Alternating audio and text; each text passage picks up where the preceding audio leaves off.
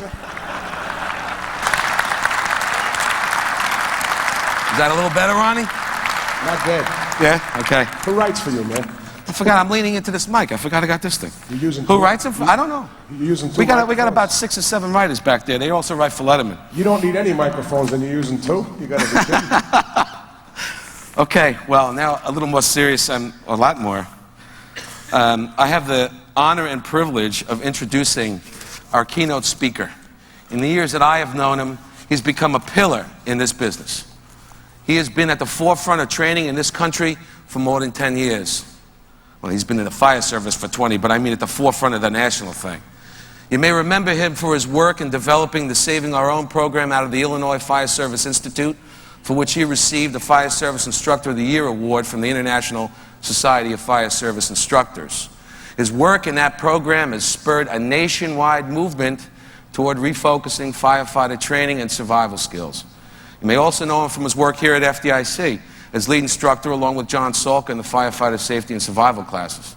I'm very proud to say that he's a member of the Fire Engineering Advisory Board and the FDIC Advisory Board, and his contributions and hard work have saved countless firefighter lives, and he's a great, great person, and he bleeds fire service blue. Please welcome the Chief of the Louisville, Texas Fire Department and our good friend, Rick Lasky. 1, 2, 3.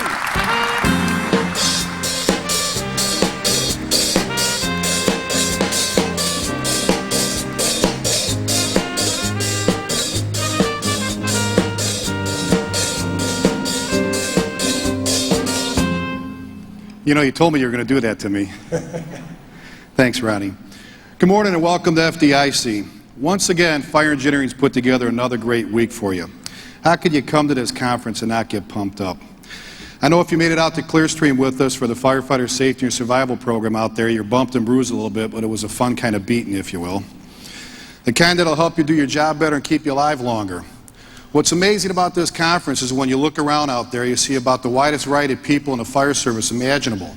Young and old, some with a lot of experience, some with very little experience, some with different interests, some that are into the fire side of it and the EMS side of it, some that are into the special areas, and some that just want to be into it all. But when you get here, there's this buzz in the building. There's this buzz in the air. You felt it this morning. It's brought about by the excitement of bringing all these people together and giving them just about all the different classes you could think of, and watching friendships, both personal and professional, develop. Sort of like being at a class reunion or old home week and getting caught up and visiting with your old friends and talking shop in the hallway. I also love watching everybody beat feet out of the classrooms, get out into the hallways, talk with their buddies, talk about what they saw, what they learned, and ask that question that you always hear in the hallway: what are you going to next? It's a wonderful atmosphere, but one that usually brings about one complaint, and that is there are too many good classes to choose from. You're probably saying that already. Ask Jack Murphy, the classroom education coordinator, and he'll tell you that's the complaint he hears all the time. But I guess it's not a bad one when you're running a conference like this. I guess the biggest point I can make to you is no matter what you see, no matter what you do, get something out of it. Make it worth your while you're here. Contribute. Jump in, get involved, do something, and participate in the classes. Same thing applies to the fire service. What do you want to get out of it? Why'd you get into it? Whether you're a paid firefighter, a volunteer, or paid on call, any combination whatsoever, you obviously didn't get into it for the money. Everyone out there knows you're not going to get rich being a firefighter. That's why most of us have side jobs. You got into it for something a lot more. You got into it to save lives and protect property. You got into it to help people. Help your neighbors.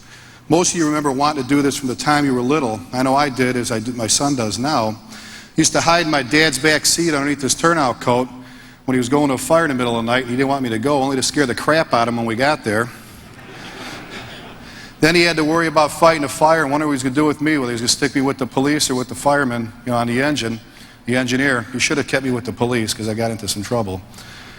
But that feeling when you were a kid of wanting to be a firefighter was unmatched by anything else. Fighting fires, helping people. Once you got there, though, you realized there was a lot more to it. First of all, you realized that there was, in this fire service, was made up of special people. People that valued family. You heard Bill Manning talk about it. Little did you know, though, that you become part of two families, the one down at the firehouse and the one at home.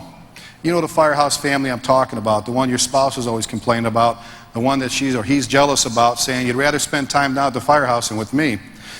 My wife says quite often that in order for her to get my attention, she needs to put a red light on her head and sirens on her chest and go from there. You think about it, it would sort of do it for you, wouldn't it?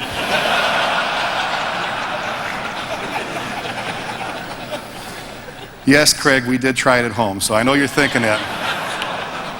Just be careful. My ex used to say, I can't get you off the couch to go to my mom's, but that damn pager goes off, and you're running down the driveway with one leg in your pants yelling Yahoo. She said, what do I got to do to get you to go to my mom's like that? I said, simple, start her house on fire. In all seriousness, it does take a special person to do this. The kind of person that loves to help people. The kind of person that loves to be challenged. You give a firefighter any challenge or any assignment, and he'll do it. He'll get it done. You hear firefighters say all the time, they keep giving us stuff to do. They keep adding things, to our job, to our day. I got an answer for that, folks. They're going to do that because they know we can do it all. We can do everything. Nobody else out there can do what we do. Years ago, all we had to be were firemen. That's it. Then came first aid. Then came EMTs, the guys with the big patches on their coats. And eventually paramedics. Paramedics, in part thanks to that show Emergency, the one with Johnny and Roy. That did a lot for EMS, but it sort of hurt us in the fire service. Left the public with the image that we respond to plane crashes, fires, rattlesnake bites, explosions, all that, in about 30 minutes time with about an ETA of 30 seconds. About the only thing that was realistic about that program was that the paramedics never did housework. Did you ever notice that?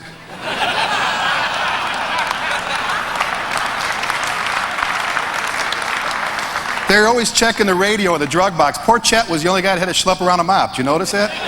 He did all the work. Stoker was pulling knobs. But we got good at it. And after EMS, we got into dive and swiftwater rescue. After that, hazmat, our mop and glow guys. Then technical rescue at high angle and low angle, right, Tommy? Dopes on a rope. If you can't tie a knot, tie a lot, guys. Isn't that what you tell them? Just keep tying it till it stays together. Dirt used to be called dirt. Now there's 3 different classes of soil. We call them all Class C soil. Do you notice how things are changing for us? We became electricians, plumbers, roofers, builders, and flood experts. A few years ago, they turned us into hot water stove and furnace repairmen by sending us the CO calls, commonly referred to by dispatch as CO2 alarms. When we started responding to CO alarms, we'd get there, and because we've always been expected to know everything, walk in the building and go, I don't smell anything. Forgetting that whole colorless, oilless gas physics thing, But then we'd walk over with a handy-dandy CO detector to the furnace and go, it must be the flux capacitor, because you heard the furnace man say that last time he was there. And tell him to call a repairman. And the latest weapons of mass destruction. And just about when you thought it couldn't get worse, it did. Firefighters truly are the jack of all trades, but we're the masters of them all. We have to be, because that's what the public expects from us. We could figure out just about anything. You guys remember Rubik's Cube? Thing with all different colors on it? You give that thing to an engine guy, and he'll sit on the couch for 2 weeks trying to match up all the colors. You give it to a truckie, what's he do? Peels off all the stickers, puts it back on, throws it back at you, and says, turn Sally Jesse Raphael back on the television.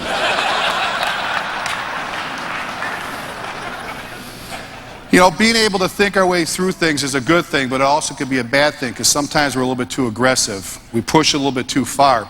But the reality is firefighters truly are the jack of all trades, and they are the cream of the crop of society. Let's talk about this person, a firefighter, for a minute here. What kind of qualities do you want to see in a firefighter? What does it take to be a firefighter? We already know that they need to care about people, but probably most of all, they need to have a love for this job. A passion, that passion that you have, you're all sitting here today, the one that never leaves you, ever. But how do they get it? How do we give it to them? How do they get that passion? I love this job more than life itself. My family comes first, but I love this job. That passion didn't just appear one day. It came from inside, okay? It came from inside. It came from my father, who was a firefighter, and from other great people, like my mentors. People that love this job so much that you couldn't help but admire them. People like Chief Jack McCaslin.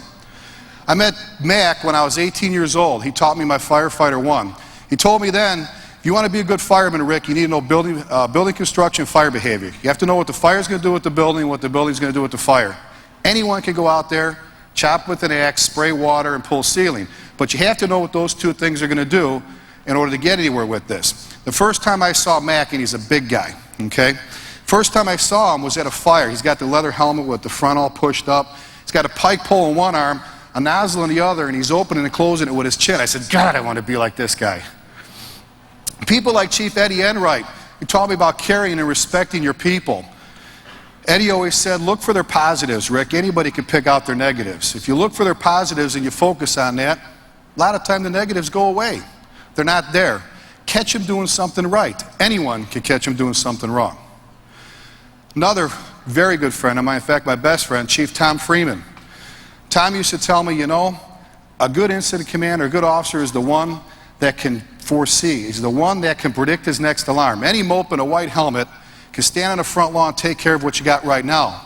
But it's the person that can predict what's going to happen next, ask for the resources before they run out, see where the fire's going, that's going to do well. That person that can think out of the box. But probably one of the most important things they taught me is that you have to have core values, like pride, honor, and integrity. And unfortunately, nowadays, people throw those words and the words friendship and loyalty around like loose change. People that you thought were your friends are not. It's hard to find somebody that's truly a good friend nowadays that understands the meaning of that word. Bill Manning and the fire engineering staff is just that. They're our second family. Just ask my wife. Integrity is built on character. Integrity is built on honesty. Honesty with yourself, honesty with those around you. It takes having values. There's more than just saying you have integrity. Just because I sleep in the garage doesn't make me a car. You have to live it. You want to see an example of someone with integrity? Look to Bill Manning. Man, it's been back and forth out there. That guy works for us, the fire service, every single day, bringing issues to light and fighting for us when someone has wronged us. His editorials are great, and yes, they piss people off. They're supposed to do that. They're supposed to. They're supposed to get some of the people out there off their asses and get them into the forefront to make a difference and do something. You remember the white cover, the magazine cover back in August '95? It was supposed to depict the perfect, safe fireground. Okay? That was Bill's response to all the complaints from the safety Nazis out there about the magazine covers and how this guy didn't have his hood on, this guy didn't have his boots pulled up, this guy didn't do this, and this guy didn't do that. Bill Manning by no means condones unsafe acts. Not at all. What he's trying to do is get you to look at the covers. He's trying to get you to take a look and see what's going around in the country. And more important than that, take a look at the cover and compare it to your department. What's going on in the picture? And if that was my department, how would we handle what we do? Or how about the April 1993 issue with the cover, with the shot of a guy, a Denver, Colorado firefighter, laying there dead in a room? Ticked a lot of people off. A lot of people thought, how could you do this to a brother? How could you put a brother on the cover of the magazine like that? It's wrong. What they didn't realize, it was a reenactment. It was a reenactment of the fire that killed veteran engineer Mark Langford of the Denver, Colorado Fire Department. The point he was trying to make was in this 11 by 6 foot room with 28 inches of working space, a 42-inch high windowsill, a 20-inch wide window, a 190-pound firefighter without his gear on, without wet gear and an air pack, couldn't be lifted up and out the window. As hard as those guys tried, and they tried to the point of exhaustion, they still couldn't get Mark out the window. The 400 or plus of you that were out there with us Monday and Tuesday know just how difficult that rescue could be because you went through it. The editorials are supposed to stimulate interest. They're supposed to get you thinking. Honor is built by respect and loyalty. Esprit de corps, that enthusiasm within the group. You want to see honor, look around this room.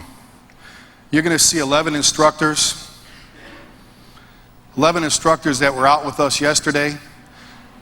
You're going to see John Sulka, my partner, and his group. For that matter, all the hot instructors. How about the 150 instructors that are here for the rest of the week? All of them that are here, by the way, for nothing, not getting paid. All of them here to do nothing more than to teach, to make a difference to the firefighters they teach, and each with a mission of trying to teach firefighters how to go home from fires. I guarantee you take a look at those people and you'll see honor and pride. But pride doesn't just happen. Pride takes work. It takes ownership. I received my first true lesson in pride and ownership about 15 years ago, and it always embarrasses Tommy, but it's a great story, Tom. I got to tell it. We were working at a fire, second floor, old school building, chasing fire into void spaces, pulling up flooring and opening up walls. And we're working pretty hard, and I look over and see a crew that's trying to start their saw. A couple guys in the meantime put their axes down to try and help them start the saw, forgetting that, their axes will always do what their saw won't, and that's start. While this was going on, I noticed another company officer with his company stand there. It was Lieutenant Tom Cervino. He kept looking to his chief and asking him, and telling him, said, "Chief, let me go get my saw. Let me go get my saw." The chief said, "No, wait a minute longer, Tom. Wait a minute longer." But Tommy, if you know Tommy, he persisted. His chief finally gave in and let him go get it. Soon Tom was back with his saw. One pull and it started, and away he was cutting. Short time later, he stopped, went out in the hallway, refueled it. He knew that the saw was going to run out of fuel before it ever did, because he knew it. He knew the saw. It was his saw. By the way, the other crew never got their saw started. I first thought, how arrogant, my saw, Later, when I was outside and we're getting ready to pick up, I saw Tommy and I went over and talked to him. I said, "What do you mean by my saw?" He looked at me and said, "It's not my saw. That's Oak Lawn's saw. But it's my saw today. That's my squad, and that's my company." And then he walked away from me. They weren't his personal items, but they were that day on his shift. Then it hit me. This guy was proud of his department. He was proud of his company and proud of his tools. And with this pride came ownership. There he was. You want another great example of pride? Look around this room again and find Bob Pressler. He's usually hiding along the back wall somewhere. He's the HOP program coordinator that Bill was talking about, and with his cast of characters and his team, takes, just a mere couple of 2,000 students and a whole bunch of instructors and brings them together for 2 days for the hands-on training program. You want to talk about ownership, talk to Bob, and you'll see pride, and you'll see ownership. And Bobby P., wherever you're at, thank you once again. It's been a privilege to teach for you and an honor. Fire service has always been an extremely proud profession. But over the past few years, we've seen it begin to slip, in some cases begin to erode. Today we hear some of our officers and firefighters saying things like, "Why don't these guys care? Why don't they care about how the station looks? They don't care about their uniforms, they don't care about the rig, and they don't give a crap about the job." And often they say there's nothing you can do about it. It's them damn Generation X and Y, people, the .com firefighters. You hear them blame their parents, and that's partially true. I guess my question is, where did all the mentors go? Where are all the captains out there? Where are the guys that have all the information, the experience that's needed to teach these new firefighters how to be firefighters? The stuff they need to know and have to know. Don't let these guys waste everything that they worked for and sacrificed for. And worse yet, the guys that sacrificed before them who are no longer with us. This again is the time you hear guys say they're not going to listen to me. They just won't listen. I know it's difficult. Make them listen. This is our chance. We used to give orders, sit the guy down, explain to him or her what's expected of them, the way we want it, the way the guys before us wanted it. We do have a choice in this. Don't let anybody tell you we don't. Tell them why this is the best job in the world. Share with them the history, both the good and the bad. Tell them where it all started.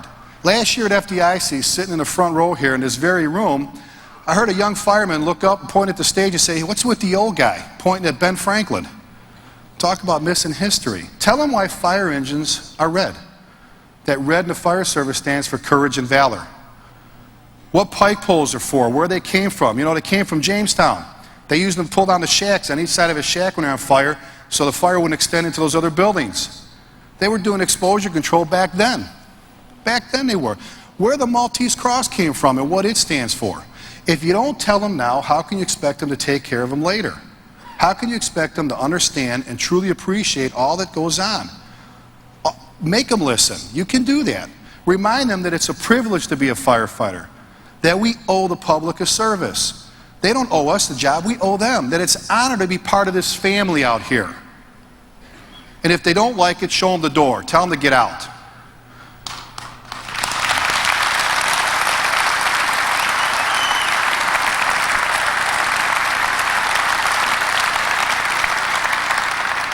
If they don't have that passion now, they sure as hell aren't going to have it down the road.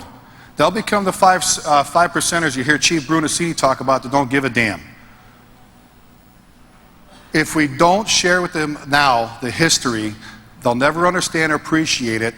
What's going to happen in 20 or 30 years from now? It'll all be gone forever. We might as well take our uniforms, throw them in the trash, and wear name tags and say, "Hi, my name's Chip," because that's about what it's going to boil down to. There are people out there right now that don't have a clue where their collar insignias came from and what they stand for, where the speaking trumpets came from. Tell them, this is our chance. Set the tempo right from the start, right now. Pull them into that circle now, and they can begin to appreciate just how great this profession is. This is one of those times that having the boss's support helps. But then again, getting the boss's help could be difficult if you have to blast him out from behind his desk or chase him around the golf course. I never called golfing. I call it gardening, by the way. I'm really good at replacing divots. You know, it's always been amazing to me. There's a lot of chiefs out there that think that they're the reason their department's successful, that it's because of them. Not ever realizing it's not because of them, it's because of their guys. They're the ones that are out there doing it. They're the ones that are out there making it a good department, making it successful. All we're supposed to do is sit back and support them and let them go and trust them. It also helps to have a leader that knows what it's like to work shifts and sleep in a firehouse, and one that can find a fire ground without the use of a compass and a flashlight. This past summer, I went to the Chiefs Convention in Dallas. I came away from there hating Chiefs more than ever. It was difficult. It seemed like most of the chiefs I ran into could do nothing more than talk about how rotten their guys were and how they wanted to get rid of them and that damn union and blah, blah, blah. My God, where did these guys come from? On the other hand, there's a lot of chiefs out there that do care about their people, truly do care. Know that they're important. Know what their people mean to their organization. Keep in mind, true leaders enforce values. Managers enforce rules. Good chiefs out there keep their guys' best interests at heart. They think of their guys first. What kind of chief do you want to work for? Thank you.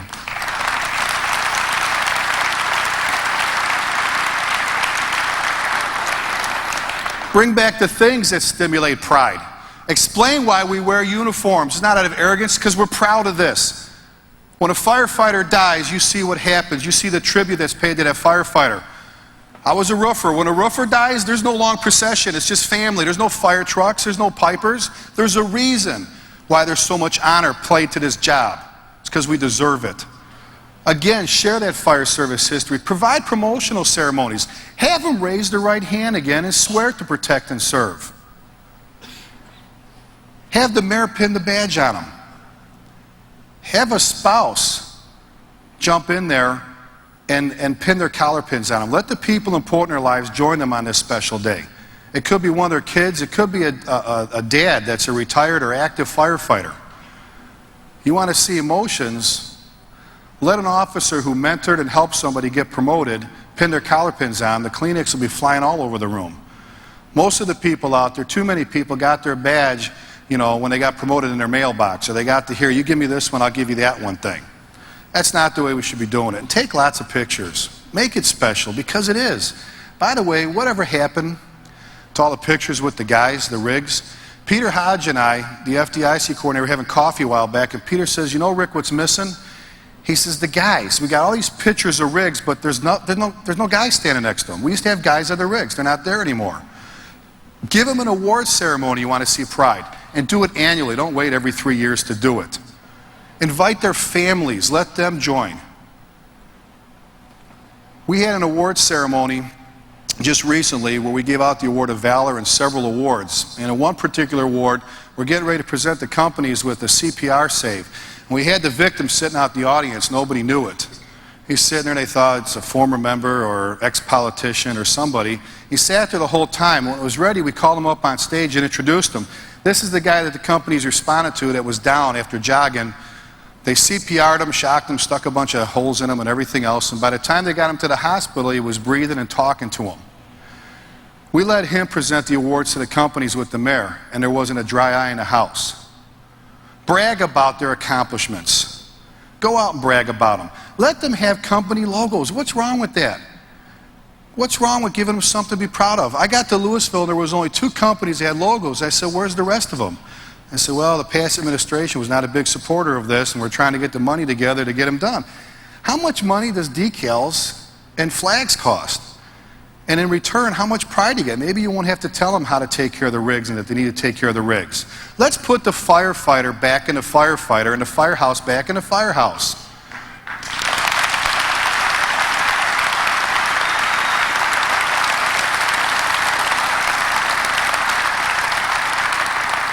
Allow them to love this job, to have the passion that we have. Bring back the mentors. Start a mentoring program. And take the time to let your officers know what their expectations are of them. It's a little hard to get on a guy later when you didn't tell him or give him the game plan up front. We're killing over 100 firefighters each year when all is said and done, and injuring tens of thousands. And all this with better equipment, better apparatus, and better tools. There's no new fire out there killing us, folks. It's the same stuff that's been killing us for years. You know, while we're on this subject, and I told them I wouldn't get on a tangent, but, you know, teach your people firefighter safety and survival. Teach them how to live and go home.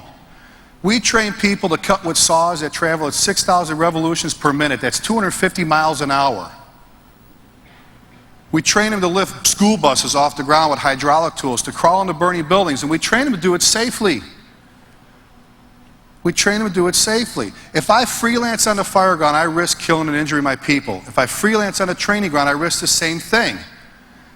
We need to go out and do it. For those of you out there that have the brass axes to teach your people this stuff, keep doing it, because about the only thing you're going to do wrong is save a firefighter's life.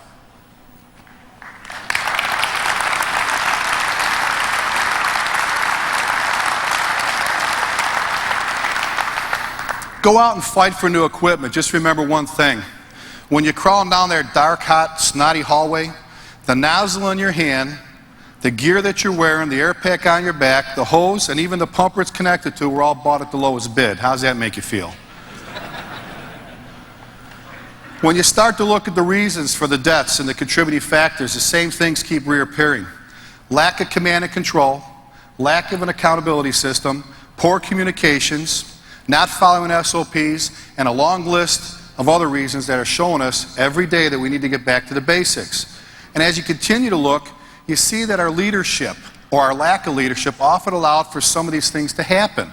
Often that problem started back in the firehouse. If there are a bunch of mutts in the firehouse, there are going to be a bunch of mutts on the fire ground. There's no metamorphosis that occurs in the fire ground. Those attitudes are going to carry right out of the firehouse and right onto the fire ground for you.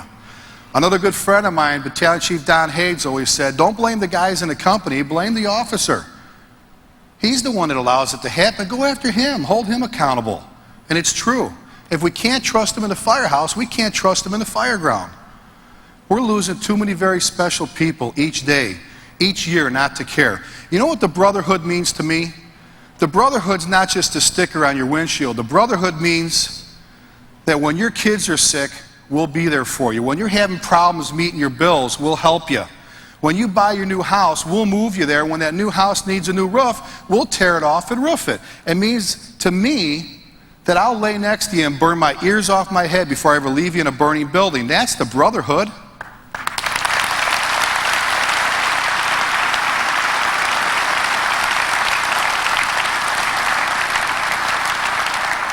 We can make it happen. We can provide the foundation for that pride and stimulate the attitude that's needed. Remember, the one thing in life you have absolute control over is your attitude. Anger, happiness, sadness, they're all emotions. But once you give up your attitude, it's all gone. It takes you years to get it back. There's something out there called your circle of influence. It's that circle around you that, if used properly, can influence people to do the right things. If you lead by example and walk the talk, if you will, I know a lot of people use that, but it's true, you can pull people into your circle of influence. Be positive and say good things. Be nice to your people and watch it grow. The fence walkers, they'll usually fall in. The 5%ers will just go away. It can also work the other way with a bad attitude. When that happens, you have to take immediate action and eliminate the source. In the fire service, we come up with solutions and we get rid of problems. Make it so, and they end up looking on the outside in. And the great words of Bob Uecker, remember him with the Bud Light commercials or Miller Lite commercials? Boy, it sure looks like they're having a good time in there. Put them on the outside. Let them regret that they ever screwed up and didn't treat the job right. Start it on the candidate's first day and continue to build that foundation for them. Insist that they appreciate this job. Insist on it. We owe it to those that have sacrificed before us. It's our turn. It's our turn to take a crack at them. Don't let the old timers come back and say, what the hell did you do to my department? Learn to market your fire department. I told Chief Brunacini a while back, you know, all this customer service crap, it really does work. We get more money, we get more stuff. What a great idea. We're just taking care of people. It's been in us all along. Go out and show it off, whether you're a volunteer or career firefighter. Get out of the station. Or better yet, open it up. If your neighborhood allow it, open up the overhead doors once in a while. Let them see that the station's occupied. Let the guys sit in front of the firehouse. We put park benches back in front of them. I want the guys outside. I want them connecting with the families in the community. I want to see little kids coming up to the firehouse, playing on the trucks. That's why we call them firehouses, not fire stations. Try to make the firehouse look like a firehouse again. Get them out reading to the kids in the schools. My first day in Louisville, I walked into the firehouse, and all I saw were glass all over the tables and chairs and high back chairs. Who puts glass on tables in the firehouse?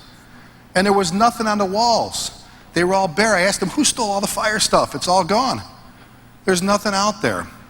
Well, we took care of most of that. We're still working on the glass, and we need a couple more broken, if you will. This is the best job in the world. And I said it before, if you don't like it, get out. For those of you that don't care about this job, that don't care about their brother or sister, send them this message. Send them down the street to Kmart where they can stock shelves if they don't want to go home and think about this job at night. Tell them to get out of here and give it to someone that does care about it. In closing, I'm not much of a poet, but this one fits very well. I've used it many times in the past, and it's worked to send a good message. I saw some men in my hometown. I saw some men tearing a building down. With a heave and a hoe and a mighty yell, I saw a beam swing and a sidewall fell. I asked their foreman, are these men skilled, the kind that you'd hired if you wanted to build? He laughed and said, why no indeed, for common labor is all I need. For with common labor, in a day or two, I can tear down what took a builder 20 years to do. I asked myself as I walked away, which of these roles am I going to play? The message is you can leave this room, you can get out of here, you can go home, and you can take the information you got from this conference and the information and experience you have inside, and you can go out and you can share that. You can teach people to appreciate just how great this profession of ours is. Or you can go out there and tear it down. For those of you that do care and truly love it, keep working at it. Keep forcing people to go along with it and understand that this is a great job. Get out and share it with somebody. Read something about this job every single day. You owe it to yourself and you owe it to both of your families. If anything, do one small thing. Leave it a little bit better for the next guy. Make a difference and stay safe, please. Please go out and enjoy the rest of this great conference. God bless you and thank you for your time.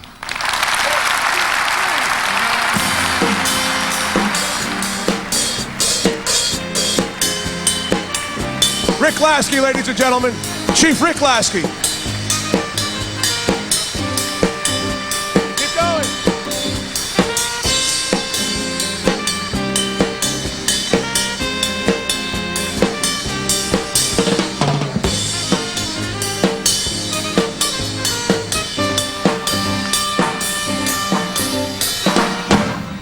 What a great guy. Jeez. Ronnie, you have any thoughts before we close up? How do you follow that? You don't. That's the second time I saw that. Of course, Rick is a pro, and he's kind of ran it through a few times. I had a chance to sit with him for a while, and it was better the second time. He's just words of prose. The guys that went out and did hot for the last couple of days, for some reason last night at the end of the 2 days, they felt entitled to imbibe rather heavily. No. And You're kidding. I'm amazed. And you're going to see as the week goes on, the eyes get a little redder and all that stuff. I passed two guys sitting in the lobby this morning about 7:30, and they had been in the hot program, and they were trying to put M&Ms in alphabetical order, just sitting there like this. This is a rough. I can't wait till Friday to see what they're going to do. This is amazing. I'm telling you. So I think we had a pretty good morning here. What do you say, boss? Absolutely. Well, I want to Yes, ask I that. do. You have a good morning this morning? Yeah.